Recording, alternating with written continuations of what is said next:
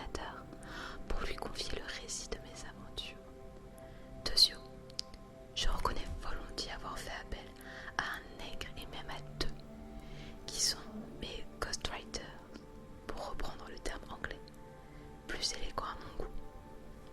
Cela dit, tu n'es pas sans savoir que beaucoup d'humains célèbres, je préfère ne citer personne, tant la liste sera longue, ne rechignent pas eux-mêmes à utiliser ce procédé, qui ne remet en cause ni la véracité, ni la sincérité des propos retranscrits. Il suffit pour cela de bien choisir son porte-parole.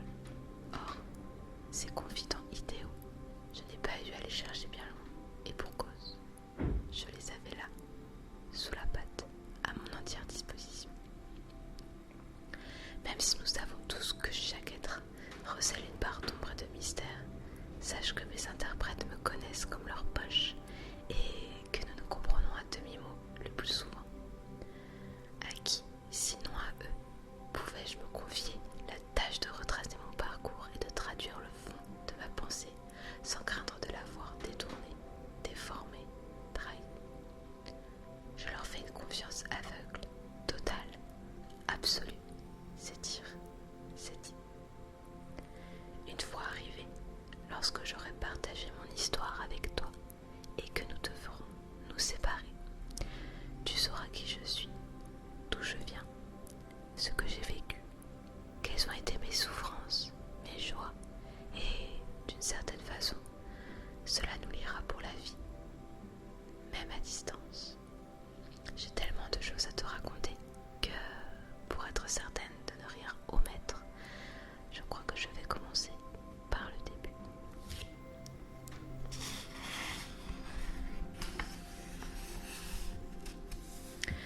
Voir le jour.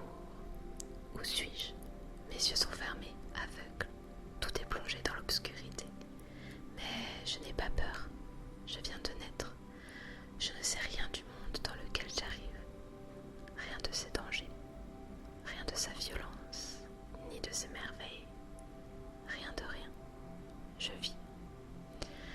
Mes oreilles ne sont que deux excroissances à trop vie, et je ne perçois pas encore clairement les sons environnants.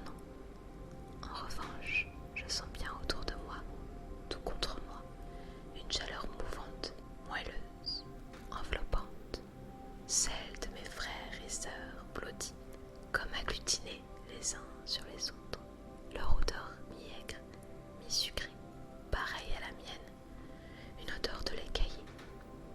Un souffle vient frôler mon museau, une caresse à la fois râpeuse et douce parcourt mon corps, la langue de ma mère qui me lèche, me nettoie.